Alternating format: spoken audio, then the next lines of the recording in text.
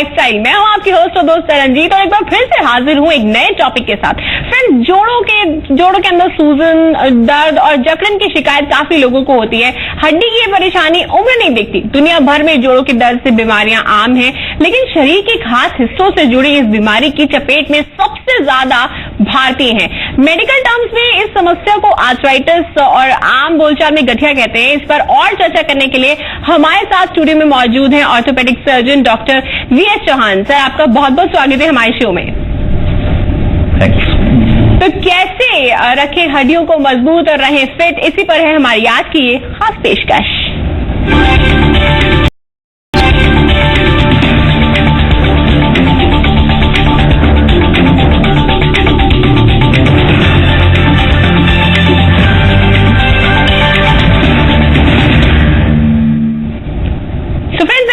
हमारे एक्सपर्ट से सवाल करना चाहते हैं तो तुरंत कॉल करें। हमारा नंबर है 012071534310 012071534332। जोड़ों के दर्द से अगर आप परेशान हैं और इससे जुड़ा कोई भी सवाल अगर आप करना चाहते हैं तो आप हमारे दिए गए नंबर्स पर कॉल कर सकते हैं। नंबर्स हैं 012071534310 012071534332।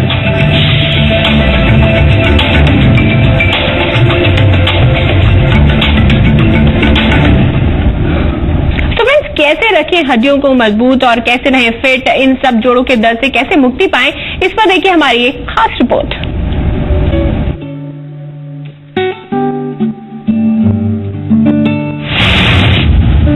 क्या आपको सीढ़ियां चढ़ने में परेशानी होती है?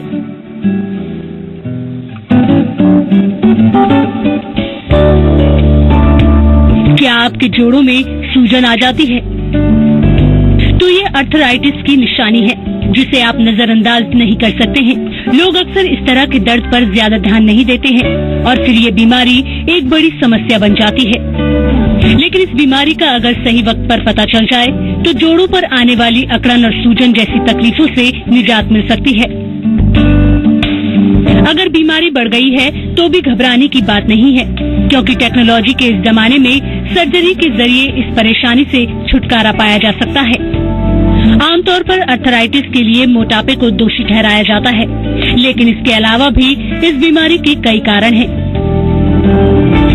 औरतों में ज्यादातर थायराइड और एस्ट्रोजन की कमी की वजह से ये बीमारी उनके शरीर का हिस्सा बन जाती है। स्किन डिजीज जैसे लुकोमिया भी आर्थराइटिस की बीमारी की एक बड़ी वजह है। टाइफाइड और पैराटाइफाइड के बाद भी जोड़ों में दर्द की शिकायत रहती है। अगर ये शिकायत लंबे वक्त तक बनी रहे तो ये आर्थराइटिस का रूप ले लेती है। अगर बच्चों में प्रतिरोधक क्षमता कम है तो वो भी आर्थराइटिस का शिकार हो सकते हैं। आर्थराइटिस की बीमारी के कई प्रकार हैं।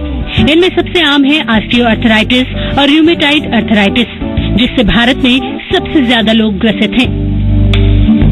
ये उम्र के साथ होता है और उंगलियों, कूल्हों और घुटनों को सबसे ज्यादा प्रभावित करता है। कभी कभी ऑस्टियोआर्थराइटिस जोड़ों में चोट लगने से भी हो सकता है, जबकि रूमेटाइड आर्थराइटिस तब होता है जब शरीर की प्रतिरोधक क्षमता कम हो जाती है और इसका असर सीधे हमारी हड्डियों पर पड़ता है।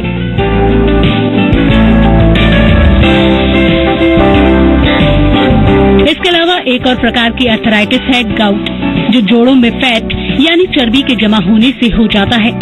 इसका असर सबसे पहले पैरों पर होता है। ऑपरेशन के जरिए नी ट्रांसप्लांट करके मरीज फिर से एक नॉर्मल लाइफ जी सकता है। इस बीमारी से दूर रहने का सिर्फ एक ही तरीका है कि जोड़ों में होने वाले दर्द को कभी नजरअंदाज ना करें और वक्त पर सही इलाज कराएं। ब्यूरो रिपोर्ट, जी मीडिया।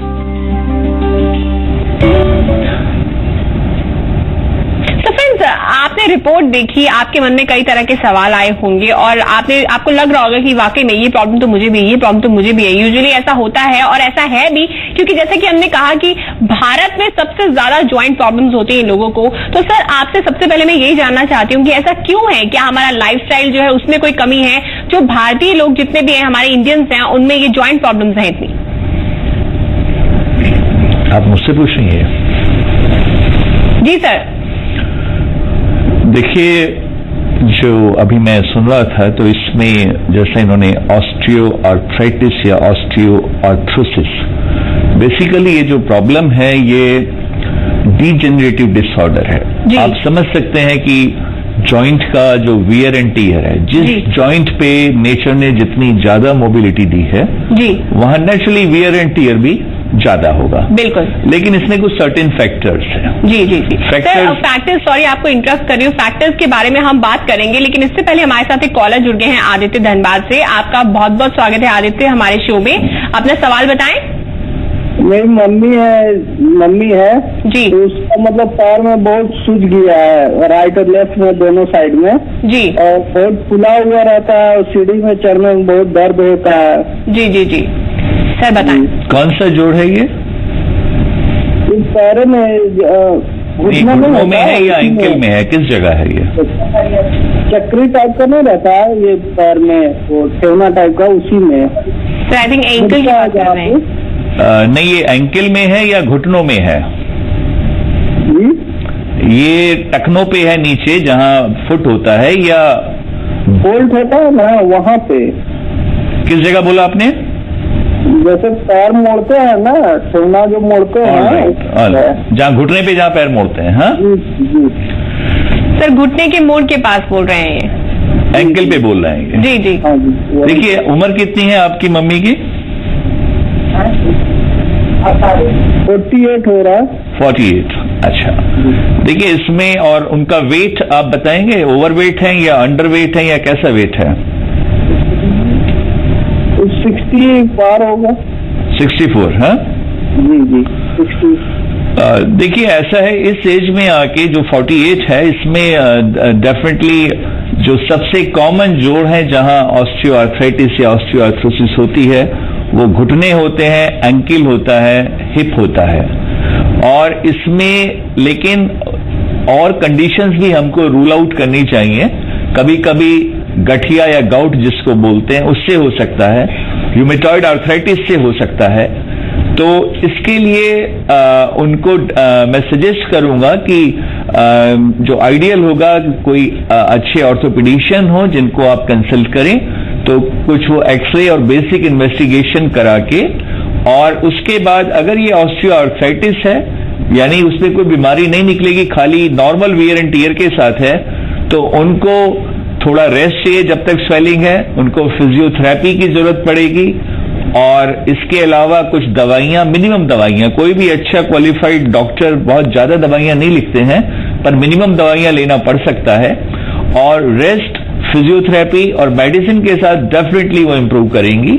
और लॉन्ग टर्म में उनको थोड़ा वेट पे ध्यान देना है। आप समझ सकते हैं जितना बॉडी वेट ज्यादा होगा उतना जॉइंट्स पे ज्यादा प्रेशर आएगा, वेट आएगा, उतना ही ज्यादा वियर एंड टीयर होगा। और बॉडी वेट को कम करने की कोशिश करें।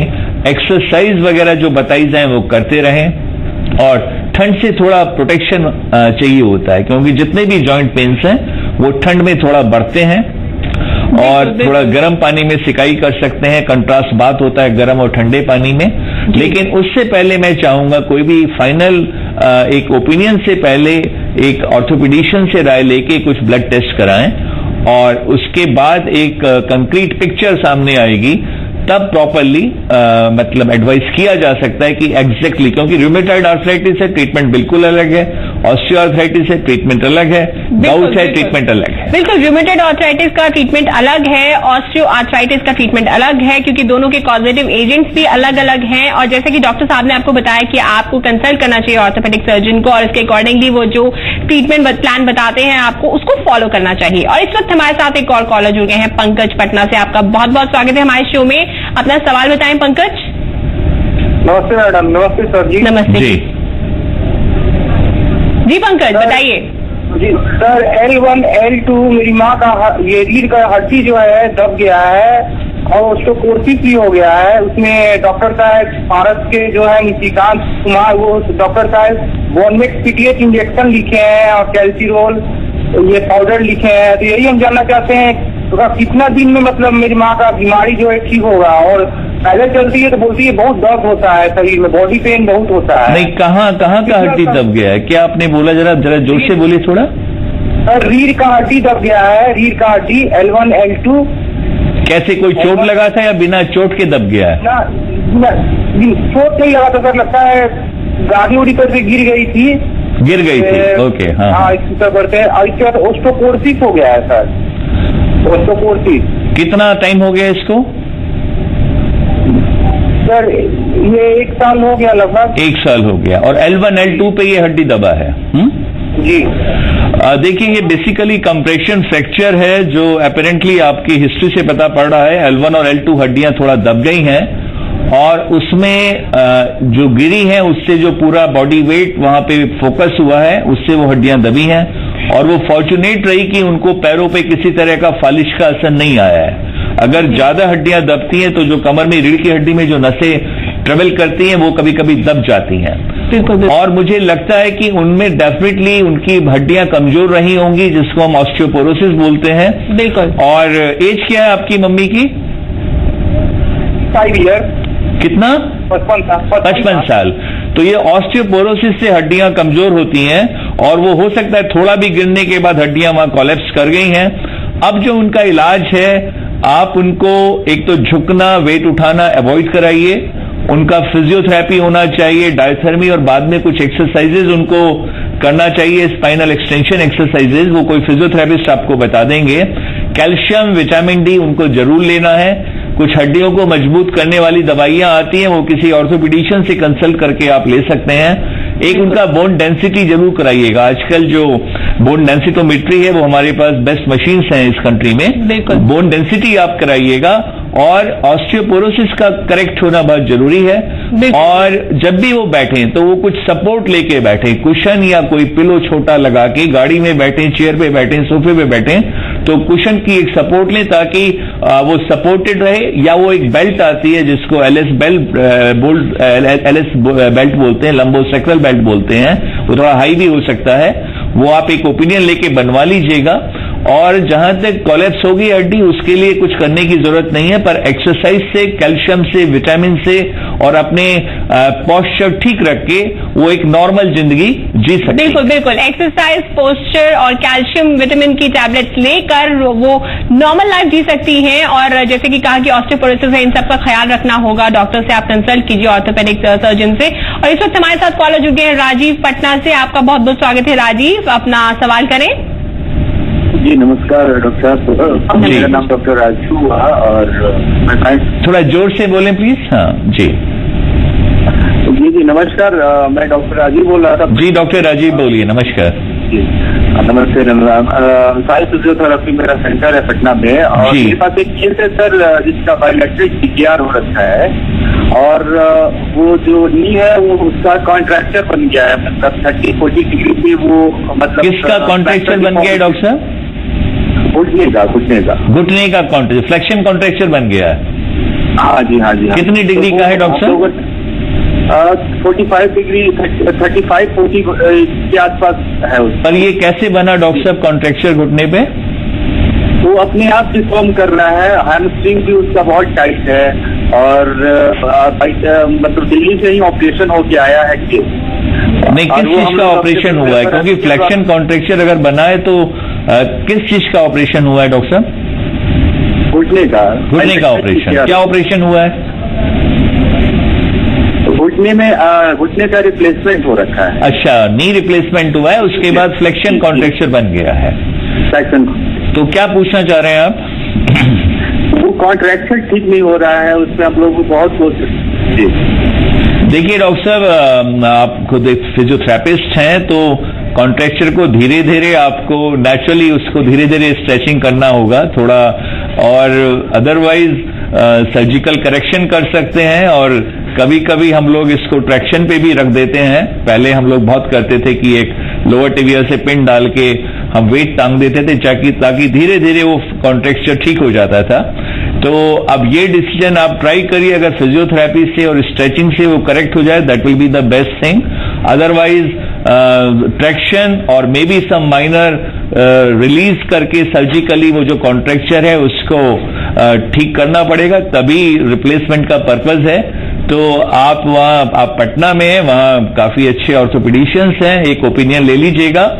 और अगर still it will be best that it can be corrected bye physiotherapy only, but in case it fails then some skeletal traction which we were using long back और it can be surgically corrected. बिल्कुल, it can be surgically And it can be very minimal surgeries just to release the contracture. Then physiotherapy can take over, doctor. बिल्कुल बिल्कुल, physiotherapy और surgically आप इसको correct कर सकते हैं. इस वक्त हमारे साथ एक कॉलर जुड़ गया है, रिंकू. आपका बहुत बहुत स्वागत है हमारे शो में. रिंकू जी, अपना सवाल कीजिए. मेरा सवाल जो है, जैसे पहला सवाल ये है कि मतलब बैक पेन में मतलब उससे समस्या है. मतलब 1-2 दिन से मतलब बैक पेन में दर्द हो रही है. ठीक है जी. कहाँ दर्द हो रही है? बैक में sir. Back pain. Back pain. अच्छा, एज कितना है आपका? एज लगभग 27 और 25. कितना? सर 27 साल. 27 years. ओके. और दूसरा सवाल ये है कि मेरी माता जी को पूरा शरीर में दर्द होता है. थोड़ा जोर से बोलें जरा प्लीज. रिंकू, आप प्लीज थोड़ा जोर से बोलिए. मेरी माता जी के पूरे शरीर में दर्द और झंझनाहट रहती है. नहीं, अभी आप अपनी बात कर रहे हैं जो बैक पेन की, क्या बात कर रहे हैं आप? रिंकू, जो बैक में पेन होता है वो आपको होता है या आपकी मदर को होता है? ना, ये हमको होता है. दूसरा सवाल ये है कि तो पहले आप एक क्वेश्चन पूछिए, उसके बाद दूसरा क्वेश्चन पूछिएगा. ठीक है, ठीक है. पहले आप अपना बताइए, जो बैक पेन हो रहा है, आपकी एज कितनी है? 27 साल है. तो हाँ जी. कोई आपने वेट उठाया है या झुक के कोई काम किया है? हाँ, झुक के काम करने के बाद ही मतलब एक बाइक मतलब दर्द होने लगा अभी. यस, तो ये एक्चुअली डिस्कोजेनिक पेन होते हैं. कमर में डिस्क होती है. जब आप झुक के कोई वेट वगैरह उठाते हैं तो कभी कभी वो डिस्क अपनी जगह से थोड़ा खिसक जाती है, जो पीछे लिगामेंट्स पे और नर्व्स पे प्रेशर डालती है. बिल्कुल. इसके लिए आपको रेस्ट चाहिए और आप बिल्कुल बेड रेस्ट करें, करवट से लेटें और पैरों को थोड़ा फोल्ड करके रखें. कुछ non steroidal anti inflammatory drugs आप डॉक्टर की एडवाइस पर ले सकते हैं और सिकाई फिजियोथेरेपी कराइए. होपफुली 5 to 10 days में आपका पेन ठीक हो जाएगा. फिर आप स्पाइनल एक्सरसाइजेज आपको फिजियोथेरेपिस्ट बताएंगे और इसमें बहुत वरी की बात नहीं है, but you have to be disciplined. आपको डिसिप्लिन होना पड़ेगा, क्योंकि कभी कभी अगर आप इग्नोर करते हैं तो ये पेन बहुत ही नास्टी हो जाता है, बहुत ही खराब हो सकता है. आप समझ गए हैं? तो इसको ड्यू रेस्पेक्ट दीजिएगा आप. बिल्कुल बिल्कुल. अब आप अपनी मदर के लिए पूछिए, क्या पूछ रहे थे? सर, आई थिंक फोन जो है वो डिस्कनेक्ट हो गया है. तो इन्होंने, जैसा सर ने आपको बताया कि आपको ये जो पॉइंट्स हैं उसको नोट करना है, तो आप उन सब चीजों का ख्याल रखिएगा. और इस वक्त हमारे साथ एक कॉलर जुड़ गए हैं, बिहारी प्रसाद. आपका बहुत बहुत स्वागत है हमारे शो में. अपना सवाल करें. हेलो. हेलो जी, आप थोड़ा जोर से बोलिए बिहारी प्रसाद जी. बोले सवाल है जी, बोलिए, सवाल बताइएगा, पर जरा जोर से बोलिए थोड़ा. जी, मेरा नाम बिहारी प्रसाद है. जी. मैं पटना से बोल रहा हूँ. जी. जोड़ो. हेलो जी, बोलिए. जी, आपसे गुजारिश है कि आप अपने टेलीविजन सेट का वॉल्यूम कम कर लीजिए. हो जाता है 5-6 दिन के बाद रिपीट कर जाता है और जखा जाता है खोना, और उसके बाद धीरे धीरे बुखार हो जाता है, फिर धीरे धीरे कम होकर ठीक हो जाता है. ये हर हफ्ते 2 हफ्ते के बाद हो जाता है. आपको कहाँ दर्द होता है जोड़ों में? कौन से जोड़ में दर्द होता है? दोनों ठेहुने में जखा जाता है. दोनों? फिर धीरे धीरे बुखार हो जाता है और फिर धीरे धीरे हल्का बुखार हो जाता है. नहीं, ये इंपॉर्टेंट चीज है. पहले जोड़ बताइए, कौन से जोड़ में दर्द है आपको? नी में दर्द है. All right. आपकी उम्र कितनी है? हल्का फिर होता है 99. आपकी एज कितना है? उम्र कितना है? आयु कितना है? 78 ईयर्स. जी, 78 ईयर्स. 78 ईयर्स. और बुखार भी आपको होता है? हाँ. All right. और कितना बुखार हो जाता है? बुखार जो है हल्का है. देखिए, बुखार को आप बहुत अच्छी तरह से नापिए. ये बहुत इंपॉर्टेंट चीज है. अगर जॉइंट पेन के साथ आपको फीवर हो रहा है तो आप 4 बार 8 बजे, 12 बजे, शाम को 4 बजे, रात को 8 बजे, बिल्कुल बिना कुछ आधा घंटे खाए पिए टेम्परेचर आप नापिएगा. ऑलराइट. और अगर दोनों घुटनों में दर्द है, मोस्ट प्रोबेबली ये ऑस्टियोआर्थराइटिस, ऑस्टियोआर्थरोसिस होना चाहिए. बुखार हो सकता है कोई और वजह हो, क्योंकि जॉइंट पेन में नॉर्मली बुखार नहीं होना चाहिए अनलेस कोई इन्फेक्टिव टाइप का आर्थराइटिस हो. और इसमें कुछ आप ब्लड टेस्ट कराइएगा, कोई भी कॉम्पिटेंट डॉक्टर, ऑर्थोपेडिक सर्जन, और फाइनल ओपिनियन आपको एक्सरे और ब्लड टेस्ट करा के ही मिल पाएगा, क्योंकि फीवर जो है इसमें बहुत इंपॉर्टेंट फैक्टर है. अगर ये जॉइंट पेन से रिलेटेड है तो ये बहुत इंपॉर्टेंट है, और अगर ये किसी और वजह से है तो उसको भी आपको इन्वेस्टिगेट करना चाहिए कि फीवर की क्या वजह है। नॉर्मली घुटनों के दर्द में, और जो आप 78 ईयर्स है और दोनों तरफ है, ये लगता है कि ऑस्टियोआर्थराइटिस ही है घुटनों का, और इसके लिए आपको मिनिमम मेडिकेशन, फिजियोथेरेपी, प्रिकॉशंस और एक्सरसाइज फिजियोथेरेपी का जरूरत है। लेकिन जो फीवर आप बता रहे हैं वो बहुत इंपॉर्टेंट फैक्टर है, उसको आप इग्नोर मत करिएगा। कभी कभी फीवर का कॉज घुटने से भी रिलेटेड हो सकता है और कोई और वजह से भी ये हो सकता है। बिल्कुल बिल्कुल। तो फीवर का जो कॉज है वो आपको पता लगाना बहुत जरूरी है कि ये जॉइंट पेन की वजह से, जॉइंट प्रॉब्लम की वजह से, क्योंकि लो ग्रेड फीवर है ये ट्यूबर, यदि मैं कहना नहीं चाहूंगा, पर ये कोई भी इन्फेक्शन, क्रॉनिक इन्फेक्शन हो सकता है, इसको आप जरूर इन्वेस्टिगेट करें। बिल्कुल, इन्वेस्टिगेट करना बहुत जरूरी होता है। कोई भी बीमारी हो, इन्वेस्टिगेशन और डायग्नोसिस जब तक सही नहीं होगा, ट्रीटमेंट सही नहीं होगा। और इस वक्त हमारे साथ कॉलर जुड़ गए हैं राजेंद्र पटना से। आपका बहुत बहुत स्वागत है हमारे शो में, सवाल करें। हेलो। हाँ मैडम जी राजेंद्र जी, अपना सवाल कीजिए। जी, हमारे रीढ़ के जो सबसे निचला हिस्सा होता है जी, वहाँ पे पेन होता है, दर्द करता है, दाबने पर या बैठने पर भी है। जी सर बताएं। आपका उम्र कितना है? सर 35 है सर। 35। और ये दर्द कब से रीढ़ के निचले हिस्से में आपको? ये करीब 2-3 हफ्ता से सर। कैसे स्टार्ट हुआ था, आप बता सकते हैं? क्या वजह आपको लगती है जिससे ये हुआ है? ऐसे थोड़ा मॉर्निंग में सबसे पहले उठते हैं ना सर, जी, तब झुकने में हमको बड़ी प्रॉब्लम होती है सर, या तो क्रिया करने में भी हमको दिक्कत होती है नहीं, सुबह हम में। समझ गए, लेकिन ऐसा तो नहीं कोई वजन उठाने या कोई झुकने के बाद ही ये दर्द शुरू हुआ हो? नहीं सर, ऐसे भी बैठने पर भी दर्द महसूस होने लगता है। और ये टोटल प्रॉब्लम सिर्फ 2-3 हफ्ते से है आपको? जी सर, जी सर। देखिए, ये कॉमन लो बैक पेन है और जो मोस्टली डिस्कोजेनिक तरह के दर्द होते हैं, क्योंकि आपकी एज अभी सिर्फ 35 है, तो उसी की प्रोबेबिलिटी ज्यादा हो सकता है उठने बैठने में कोई जर्क आ गया हो।